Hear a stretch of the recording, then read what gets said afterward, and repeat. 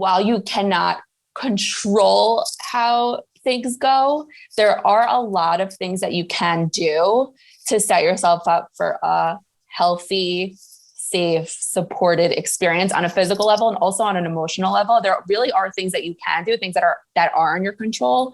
And I really want to encourage people to look into it so that they can understand and put in their effort, so they could feel like, okay, I'm doing everything I can. And then I'm giving it up to, for those who are, religious listening, I'm giving it up to Hashem. Like, it's in Hashem's hands now. And I've done my hishtadlus and, we've done our best. That's all we can do. Giving birth is one of the most significant events of your life. Sadly, the joy that you should feel can often be replaced with anxiety and helplessness instead. As a labor and delivery nurse, I'm revealing insider information to educate you, reassure you, and decrease your fear. In this podcast, you'll hear empowering birth stories and experts weigh in on a range of topics. Being Jewish also has me exploring Judaism's influence on the reproductive experience. However, I speak to anyone wishing to navigate their journey with more joy and confidence.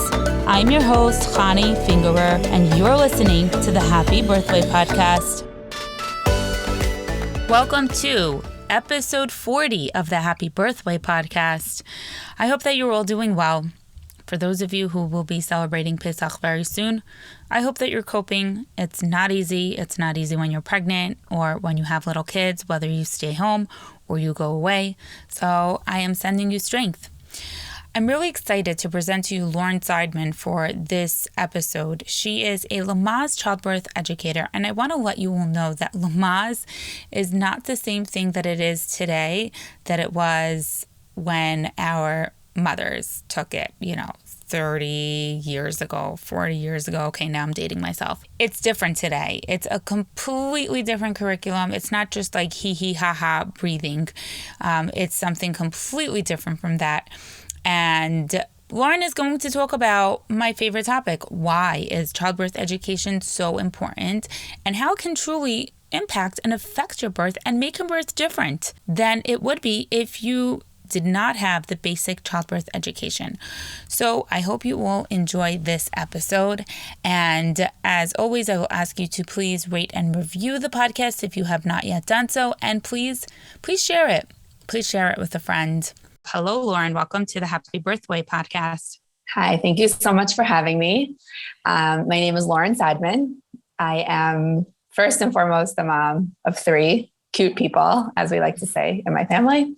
I'm also a Lamaze certified childbirth educator, which means that I help expectant families prepare for the birth and postpartum period with their baby.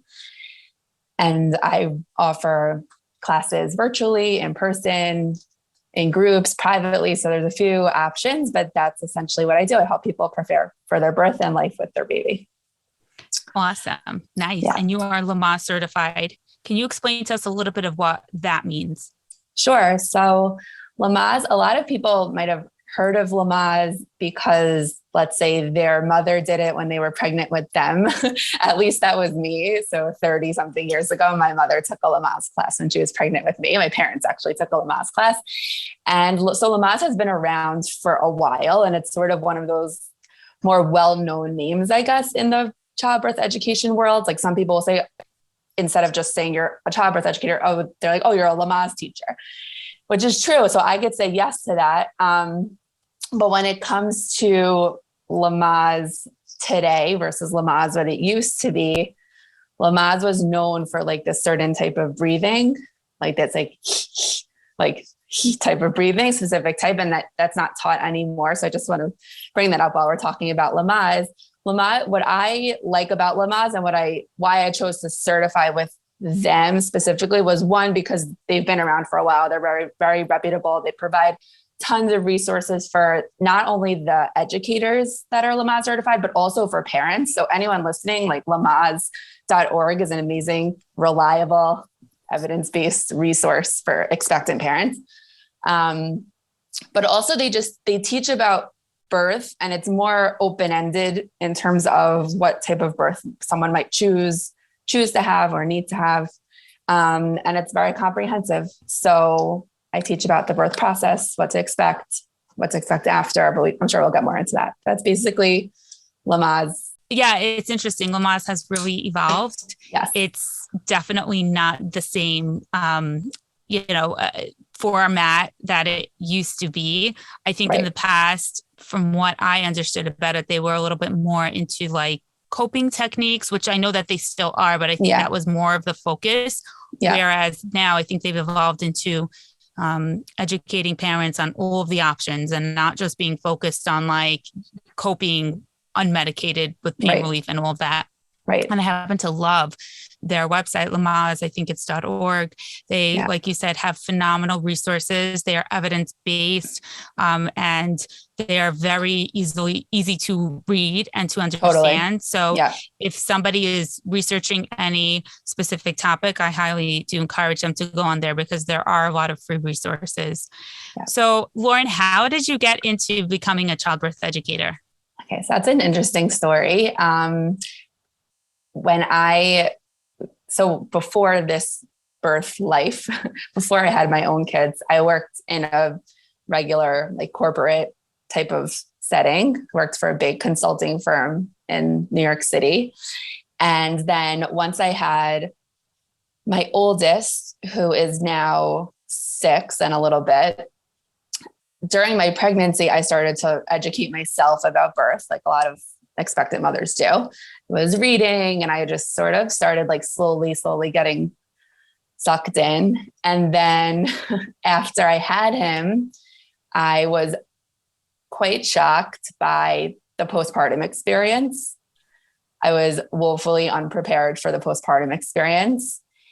And I think it was really through my postpartum experience and also through processing my own birth experience. There were certain things about my birth that I felt like if I would have had more information, perhaps I could have made certain choices that would have impacted how it went. And my birth went totally fine on paper, but there were certain things that I know now that I probably would have done differently had I known them at the time. So I think through the postpartum experience, which really threw me through a loop, my birth experience, I started just diving more and more into the birth world, as I say, like reading and listening to podcasts. And then fast forward, I kept working for my regular company. I went back after maternity leave. Fast forward, just under 2 years later, I had my daughter, and I had a really great birth experience with her, different provider, made some different choices around that. And it was really over those like 2 years. And then in my postpartum period with my daughter that I started thinking about, maybe I want to make like a career out of this instead of just being someone that's addicted to reading birth books, listening to birth stories, listening to podcasts, following people on Instagram, even though Instagram was not even as big of a deal as it is now as it was then, but just thinking I knew something. I said, maybe I should actually turn this into a career. And I was also deciding whether I should stay at my job. So it's sort of like a lot of transitions happening at once. So I guess personally, the way I decided to get into it was because I wanted to turn something I was passionate about into something that would be productive and help people. And I want to also say about the like helping people side of this. Once I started educating myself more and meeting other new moms and hearing other people's stories and their own experiences, every time I would hear someone's someone's birth story, it just affected me in a very like real emotional way. And I would also think sometimes I would not coming from like a judgmental place, but more from like a curiosity place. Like if someone was expressing that something happened during the birth that they weren't happy with, I just wondered to myself, how could that have been different had this person had certain information the same way I felt about my own first experience? How could something have been different? Now, obviously, we can't control everything. And even with all the information, it doesn't guarantee any outcomes. But I did start to wonder, well, maybe if people had more information, then they could be better set up to have a better experience. So all of that turned into me deciding to get certified and start teaching. And that's where I am today. So. Yeah.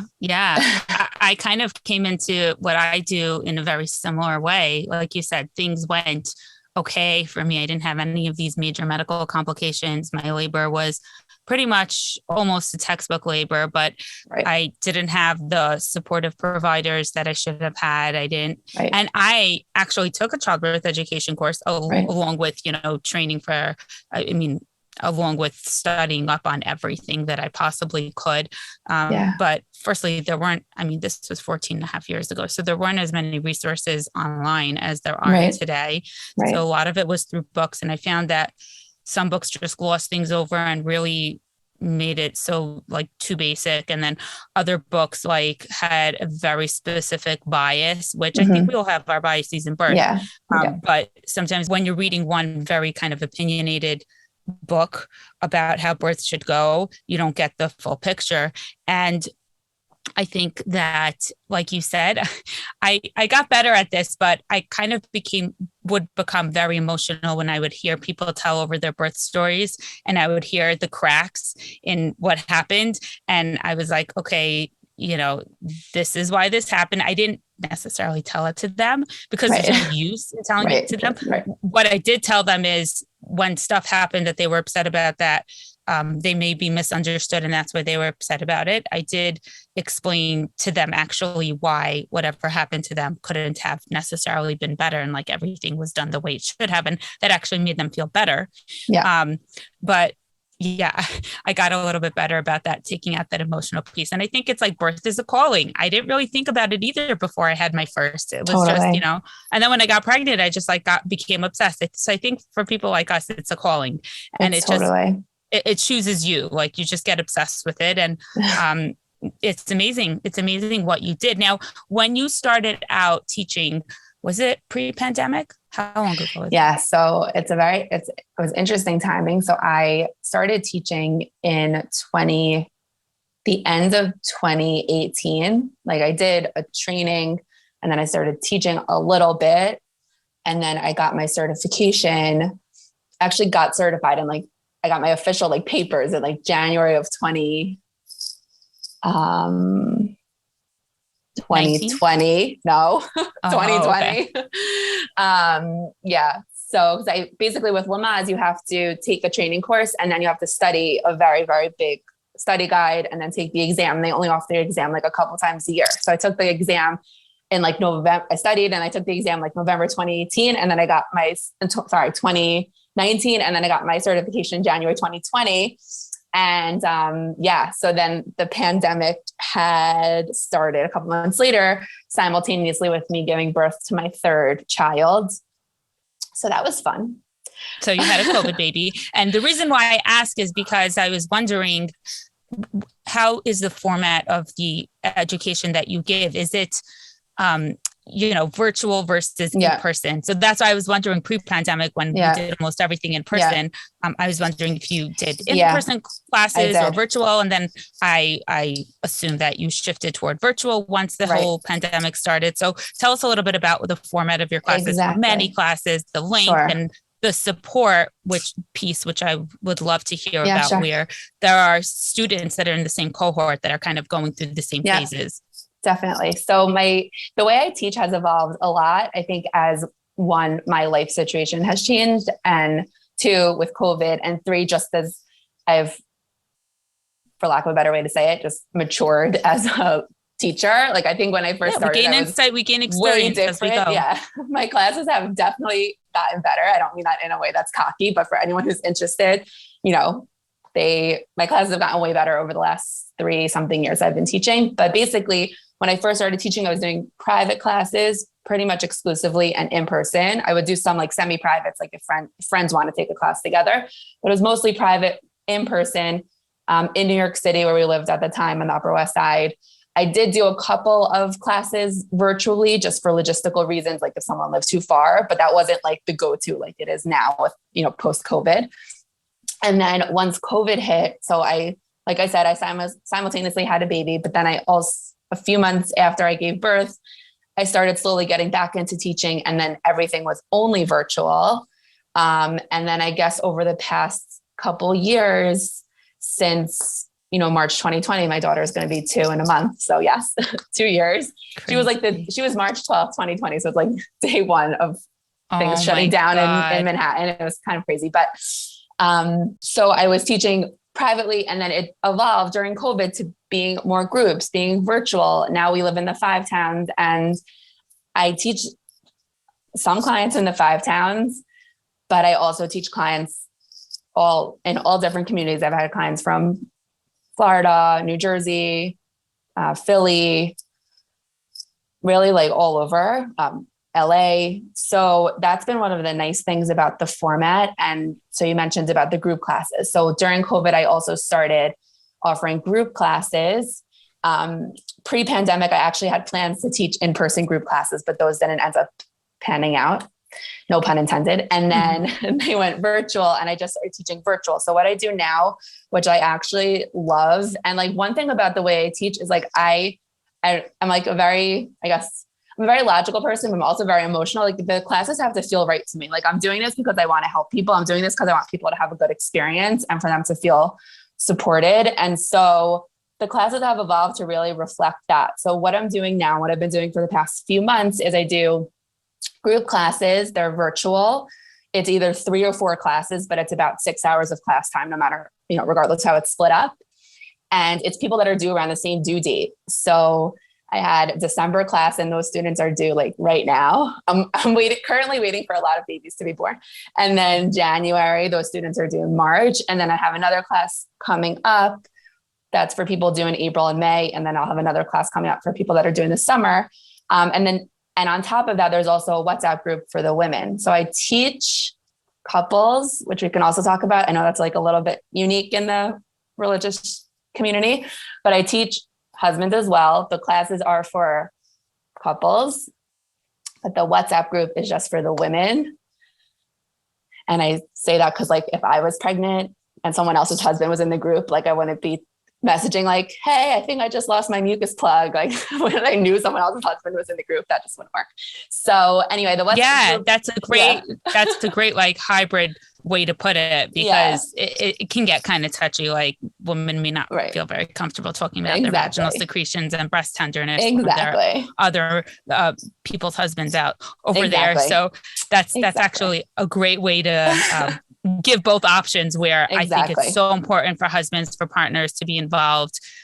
It's crucial. It's essential. So that's great that they get both things. For sure. So anyway, the group classes are basically by due date. It's for couples. It's about 6 hours of class time, and you get the WhatsApp group in addition for the women. We do a reunion once everyone has their babies.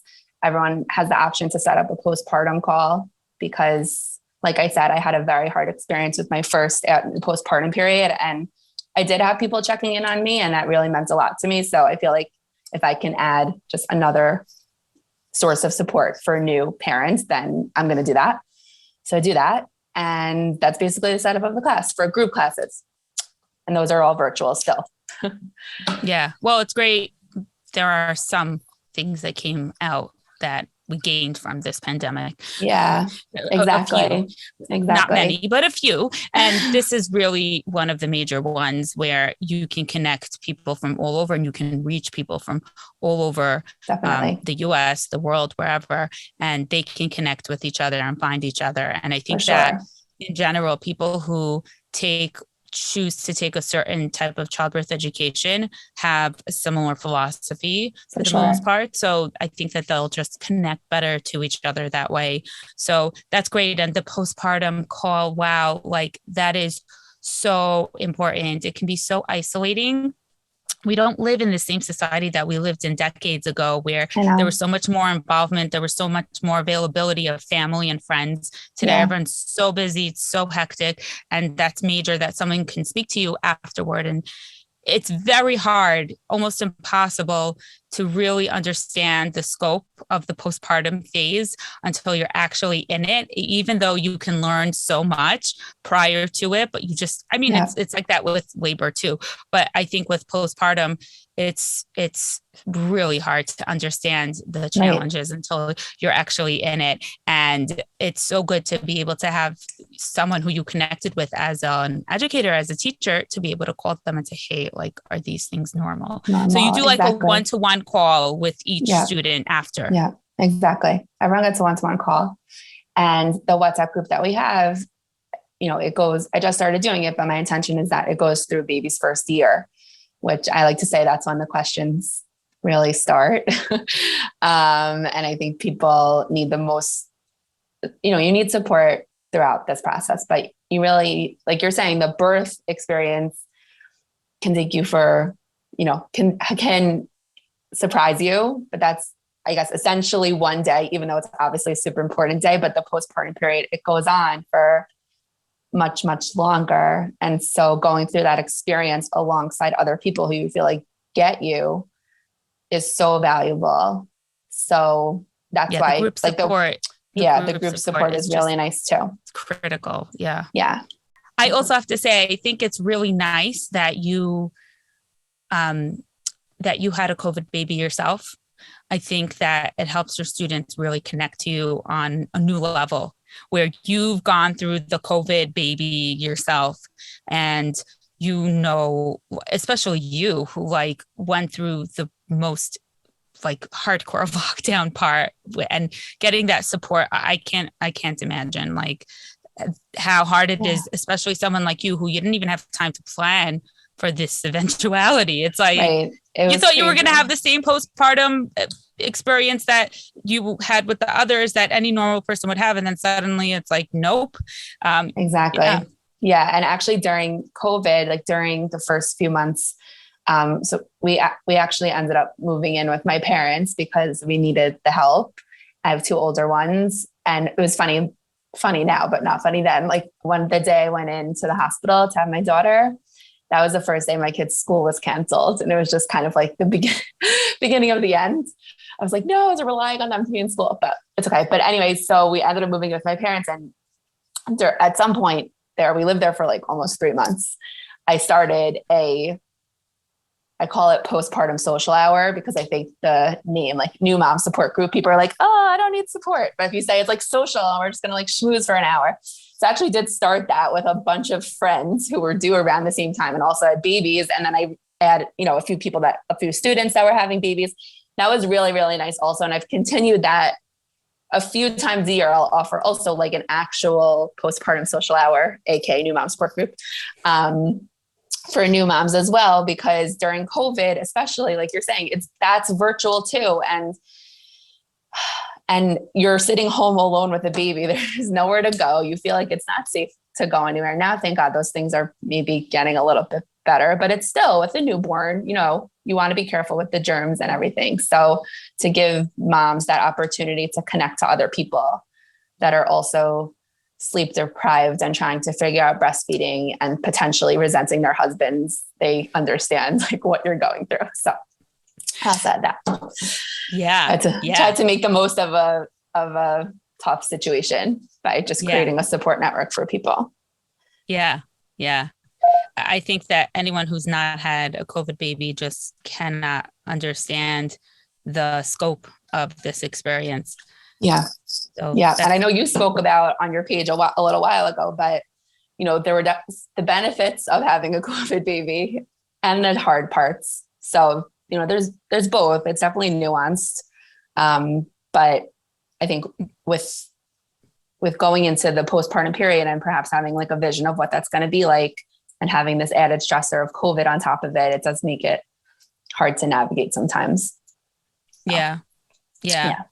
So I would love to hear, like, what are the highlights of why you believe that childbirth education, you and I both believe this tremendously, but I would love to hear kind of like a pitch as to why someone should take a class and not just rely on whatever their doctor tells them to do. They're just going to do whatever they need to do. And I also, I've seen you do this. I love your balance because you're great with the balance and with really presenting options to everyone and allowing everyone to choose whatever is best for them. There's no right way. Yeah. There's no standard right way. Yeah. And I love how you talk about the importance of still getting education, even if you plan on having an epidural, because it is not limited to somebody who's, childbirth education is not limited to somebody who's going to have an epidural or not. Totally. Even more so if you're planning on having an epidural, it's so important to to know about what an Yeah. epidural is and what's going to happen and all of that Yeah. stuff. So if you can explain to us why childbirth education is so important, why you think it's more important than just like scrolling through TikTok or Instagram Reels, and why you it's not the best practice to just rely on whatever your doctor tells you and do whatever they tell you to do in the hospital. Okay. This is a very big question. It's a very important question.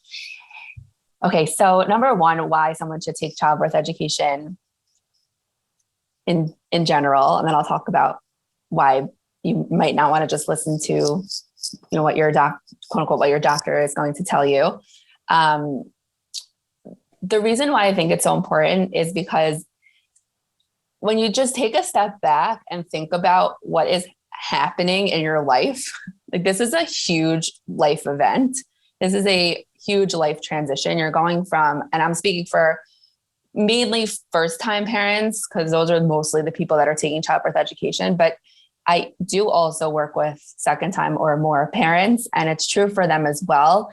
You're going from the identity of a non-parent to a parent, right? This labor I think of as like the bridge from one identity to the next. And so if you were to think about any other big life transition, getting married, going to college, moving to a city, how much preparation, even going on a vacation, how much preparation would you do for those things? You would look into it. You would look into your options. You would try to understand as much as you could about the process, because that really allows you to appreciate the experience and I think make the most of it. So, this is my, philosophy on birth is that, yes, it is a physical process and it is a physiological process, but it's also emotional and it impacts you for life. And so I think discounting that aspect does not do anyone well. So going into this big life transition, having done preparation is only going to benefit you. It's only going to help you appreciate what's going on. Now, speaking like specifically, just to give an example of that, there are really, and I know, I'm sure we could speak about all the weird things that might happen during pregnancy and birth and postpartum, all the weird things that are going on. And so when you take a class, this is just one of the examples, it helps you sort of like decode what is actually happening and helps you understand, okay, is this normal? Is this not normal? I have a lot of students that come into my class that have a lot of concerns and worries and fears because our, culture doesn't do so well letting people know that birth is healthy and normal. They do really well at letting people know that birth is an emergency, like always, like it is in the movies. And that's just not true. But a lot of people are, whether they consciously realize it or not, they're coming into these classes. And I'm so happy they're there, like with this baggage of fear.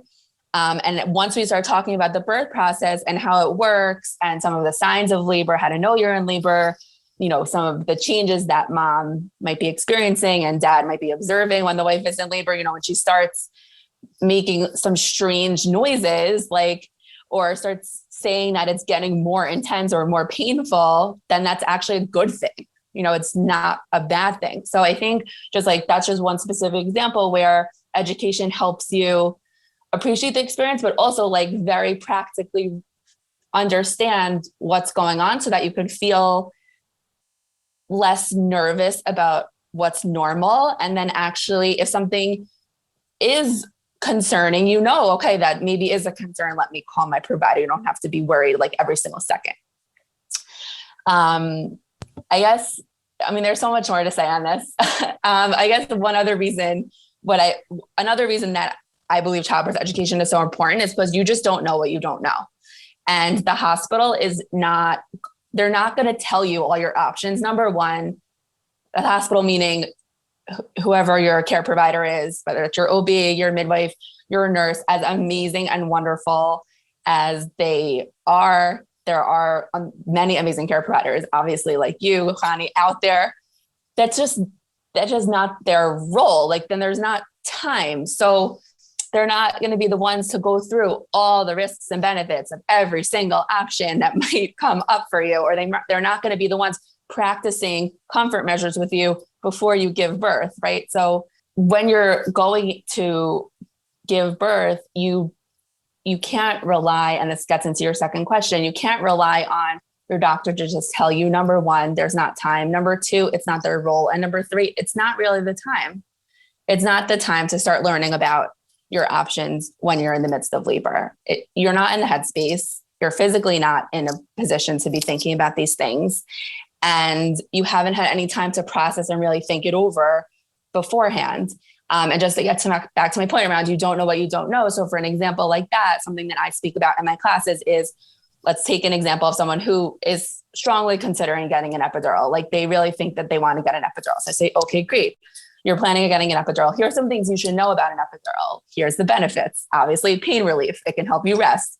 Some of the risks with an epidural are that it limits your mobility. So here are some things you can do to mitigate that risk. You can change positions every 30 minutes. You can use a peanut ball. Ask if you need support moving around, which you probably will. Ask your nurse to help you, or maybe you want to have a doula even there to help you, or your husband. If you don't know that and someone doesn't tell you that, now you're going to be with your epidural in your bed, no mobility, which is not good for helping baby move down. And baby could get in a suboptimal position. It can make the birth longer, right? So it can lead into these whole other things, which could have just been prevented had you known, okay, I know I'm getting an epidural now. I know that comes with a risk of lack of mobility, but here's how I'm going to get around it. And here's how I'm going to still advocate for myself and ask for what I need. So there's a million examples like that.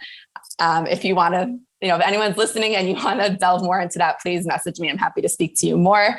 Obviously you can, join a class for all the details, but that's just one example of an option that, had you not known that before, it might not be presented to you during labor. And then what, so. Yeah. Let me stop there.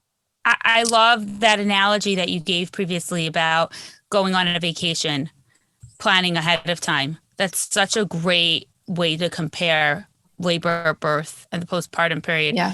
You could just book the flight and book the hotel and not know anything else. If you're traveling international, not know anything about the currency exchange, not know anything about restaurants or places to go or things to do. And you can just get there and then have to figure it all out. Or you can do a lot of research prior to. So I think it would be an accurate way to compare that.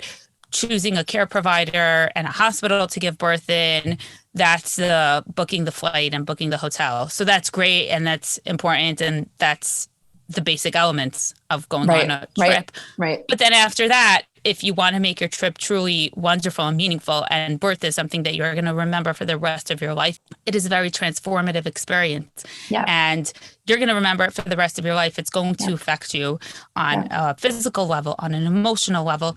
And you want the best outcomes, obviously. So I think it's so true. And like you said, you don't know what you don't know. And providers are not perfect. And providers just don't realistically have the time to tell you everything you need to know. And providers many times assume that you would know things. I assume all the time that people know things. And then I remember, oh my gosh, no, they don't know this. Like, I don't know why, and I look back and I'm like, oh, that makes sense if they don't know this. I don't know why I assumed that they did know this. I guess because I've been working in this for so long. Even like, this is crazy, but my sister-in-law told me that her friend thought that only dogs had placentas, and she didn't know that humans have placentas. And okay, I think that's taking it a little bit far, but at the same time, we can't assume that you know things. And the truth is it's very sad for me, because I would say that probably 80% or more of my patients have not taken childbirth education classes. And they really don't know what they're getting themselves into. Yeah.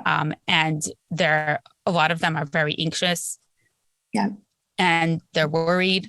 And just, even if they're not, when I explain things to them, they say they're so thankful, because they say, oh, I never thought of it that way. Amazing. Or, that just explains things better to me, and it makes my experience better.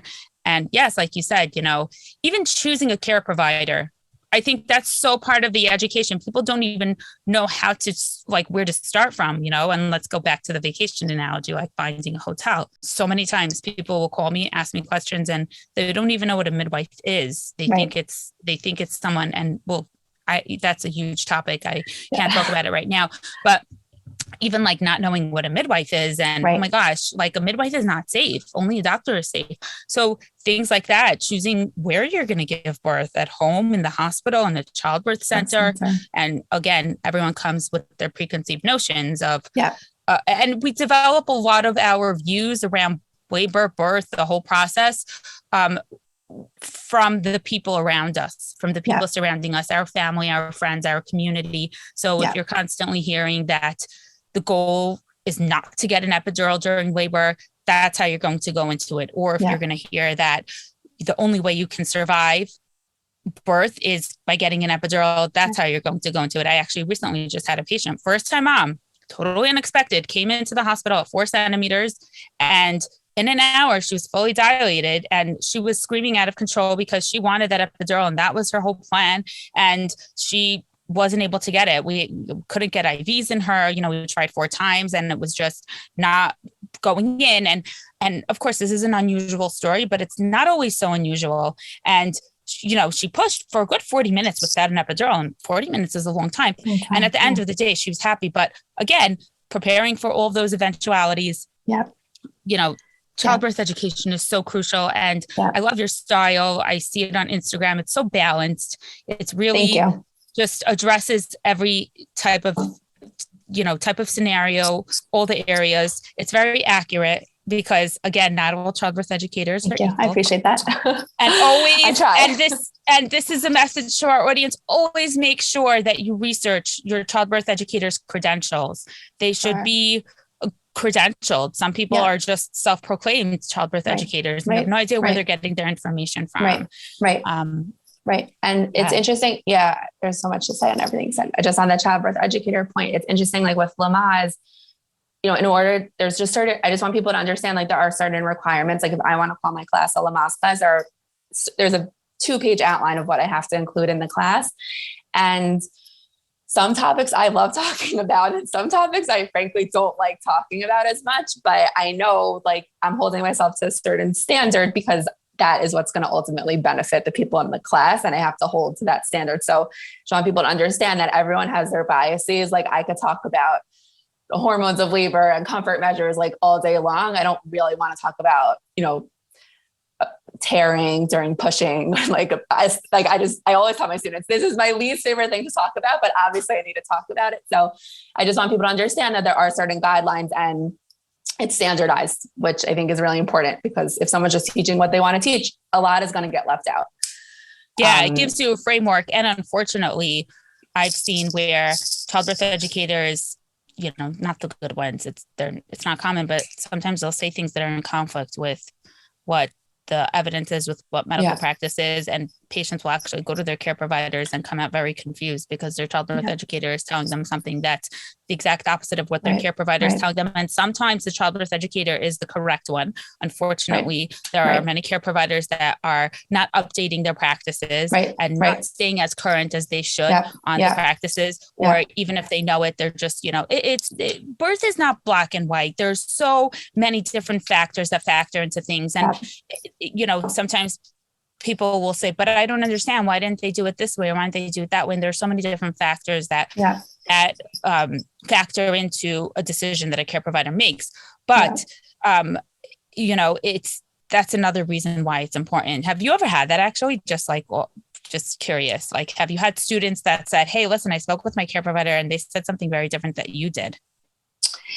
That's a great question. And I want to answer that. And before I forgot, I also just want to address what you were saying before about choosing a care provider. So I will shout this from the rooftops until I'm blue in the face. The number one factor of how your birth goes is where you're giving birth, and not just any hospital, but which hospital, and also the care provider that you choose. And I think people just don't realize that, but it's very, very, very important. So anyone who's listening, if you're pregnant, really, it's such an important decision to make. It cannot be taken lightly. And I feel very strongly about that. Because, and interestingly enough, I just need to emphasize this. Your hospital plays into the likelihood of you having something like a C-section or a episiotomy more even than your care provider does. Exactly. Right. And yeah, so like you said, it's not just choosing the care provider, but it's actually choosing the place of birth. And if it's a hospital, the actual hospital. Yeah. Like I actually, you can look up, I do this for fun because why not? But in New York State, at least, you can look up the statistics of hospitals in your area. You can look it up by county. And I'm pretty sure New Jersey also publishes this data, and you could look up what the hospital cesarean rate is, for example, the episiotomy rate, the epidural rate. So if someone is thinking that they want to have a low intervention birth, they want to avoid an epidural, and you see an epidural rate of, 85%, it doesn't mean you should not give birth there, but it might just mean you want to really consider what support are you going to have to help you achieve that goal of yours. So CMS.gov is one source to find that information, and the Leapfrog group is another great source. And and many states have different requirements as to the reporting.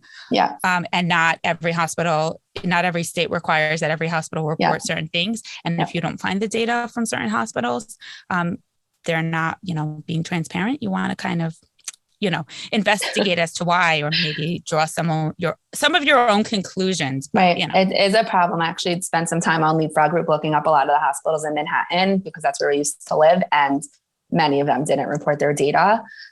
So that was discouraging. But New York State, Department of Health has the data. And so you can also go there. There's a few different ways to find it out. But again, like you're saying, not everyone reports their data.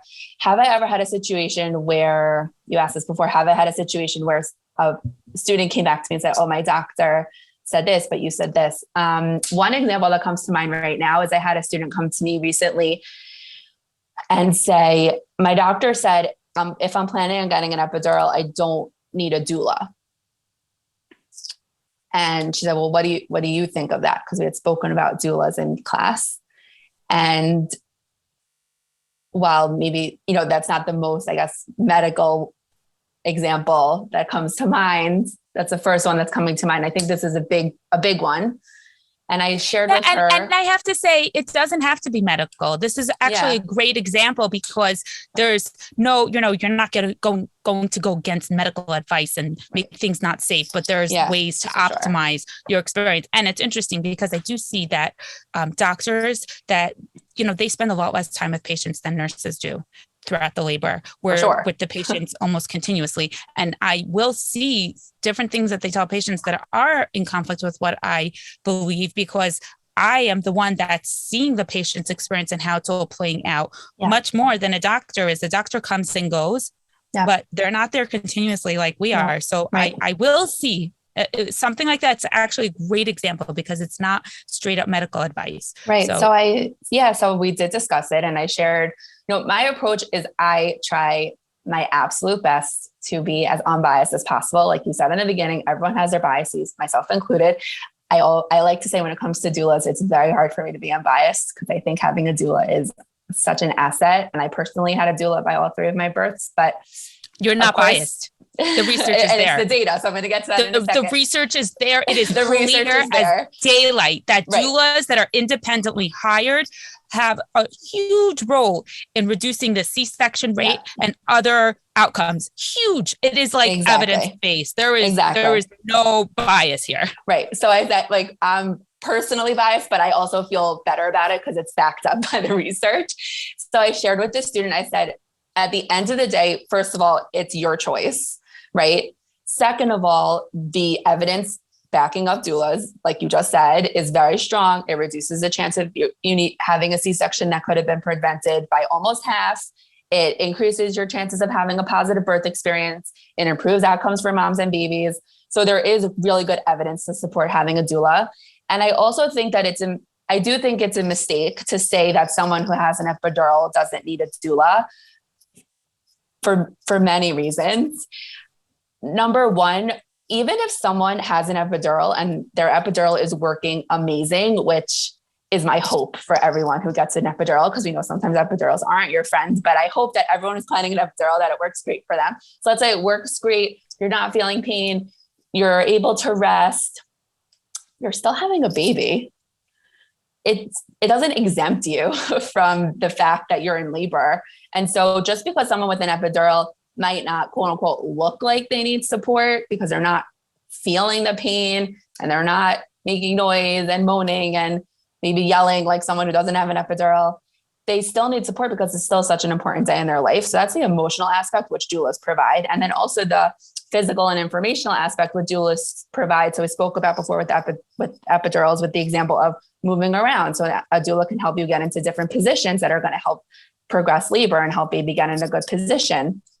And also with an epidural, there are other interventions that might come into play, and a doula can help you weigh the benefits and risks of those interventions. She's not going to make decisions for you, but if someone like the student is taking the time, spending the money to take a childbirth education class, then I think it's really smart to have a doula because they can help remind you of all the things you learned and perhaps some of the preferences that you had set up beforehand to help you feel like you're maintaining your autonomy, like you're still making those informed decisions, like you can still get overwhelmed even if you have an epidural. So doula is really there to help with that. So that was basically how I answered the question. As you can tell, I didn't necessarily agree with her doctor. No offense to the doctor, but I just don't agree. And I actually don't know what she ended up deciding to do, but again, it's her decision. So you lay out the reasons. You lay out the reasoning behind different interventions, different preferences. Yeah. And then that's the most important thing that's my job. Everyone has to make that choice for themselves. Exactly. And one of the things that I try to focus on in my classes, and this is definitely something that I feel like for me personally has evolved in how I teach, is I've gone from like trying to just give people as much information as possible, which I think sometimes is what happens on Instagram and TikTok. And we can talk about that.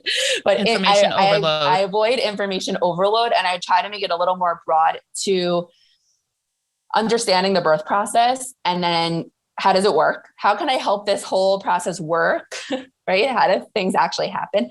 And then also giving people skills so that they can think about decisions that need to be made during their labor. So perhaps they're being faced with an induction, or even deciding when to go to the hospital, or should they hire a doula, giving them the ability to think critically for themselves, because that's, I think, really what's going to benefit you more in the moment. There's no test during labor. Like, how many centimeters is early labor? Like, it doesn't really matter, but giving people like the confidence and the skills and the framework to navigate their own birth experience, that's something that I've tried to incorporate even more so, like over the past, I guess, year. Yeah. Yeah. Understanding the physiology of what's happening. Like you said, who cares early labor, how many centimeters it is, but kind of what you'll be experiencing and how labor plays out and all the variations of normal. Yeah, so, exactly. And when it comes to social media, in terms of childbirth education, there's a lot of great information out there. I put out content, you put out great content. There's a lot of other people. And I think that social media is a really great way to get your feet wet in terms of what might be available to learn about, but it really isn't the same as taking an organized, thought out class, because you're just getting bite-sized pieces of information and it doesn't give you the opportunity to figure out how it all fits together. And I think that's one of the best things about taking a class, is that it allows you to realize, oh, that's how that fits together. You have that like light bulb moment, which I think it's harder to get when you're just being like bombarded with 2,000 character captions and reels. And it's like, so I think that's like the main benefit when it comes to taking a class as compared to just binging on TikTok. Yeah. Yeah. And having the personalized support from you. So that also. Yes. And yes. Thank you for bringing that up. The personalized support, obviously, I sort of like take that for granted at this point, but you're totally right. One of the things that I've done with my classes also is I've tried to incorporate as much support as possible, because I really think that the information alone, it's not enough for new moms. It's one component. And new dads. It's one component, but it's really like the education and the support. That's what's really going to give you that confidence. And I do my best to help people feel that well-rounded approach. So. Yeah. Yeah. I love it. I love it. We're coming up to the end of our interview. I wanted to ask you, Lauren, if you have any other important messages that you'd like to tell our listeners. Sure. I would say, don't take this lightly. This is a really important event in your life. And even if you have anxiety about it, which I know many people do, you have to give birth to your baby, whether you've prepared or not. And I find sometimes people want to, and I totally understand this, they want to just, close their eyes and just sort of ignore it until it happens.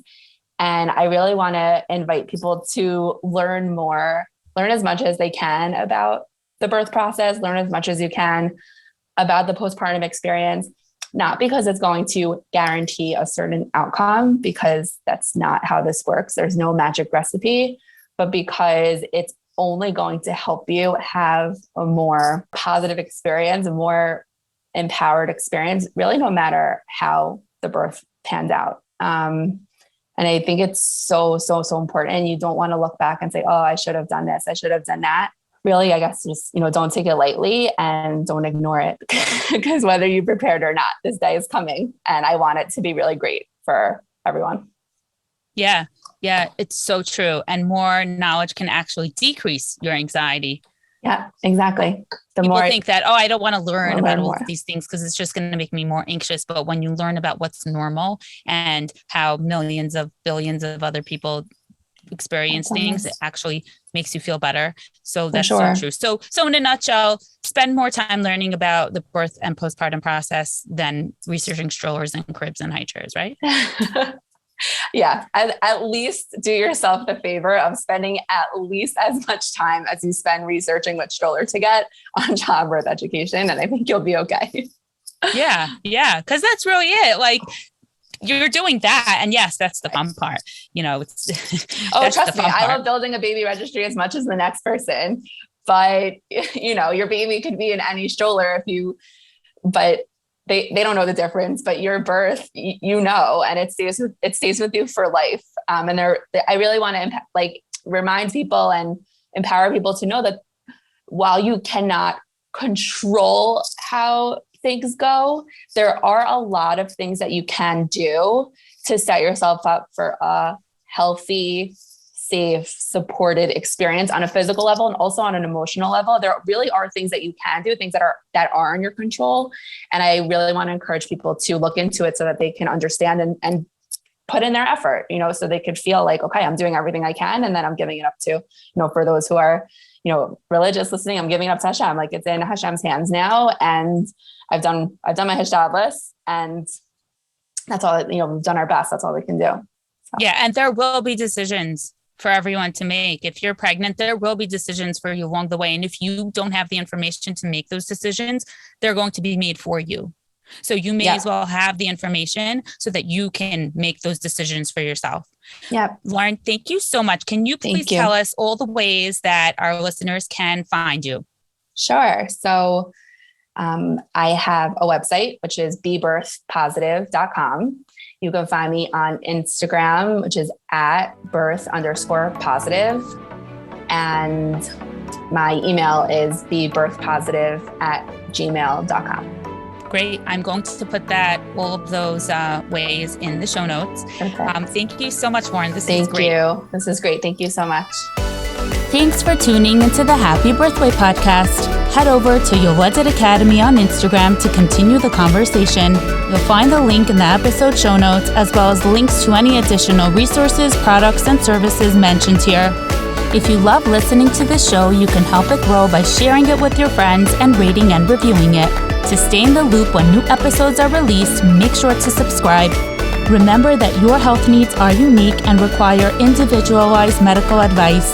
The podcast is not a replacement, and some of the information may not be appropriate for your specific circumstances. My mission is to educate you so that you can confidently collaborate with your healthcare team. I believe that a healthy mom and healthy baby are simply not enough. We also need a happy mom with an empowering birth experience.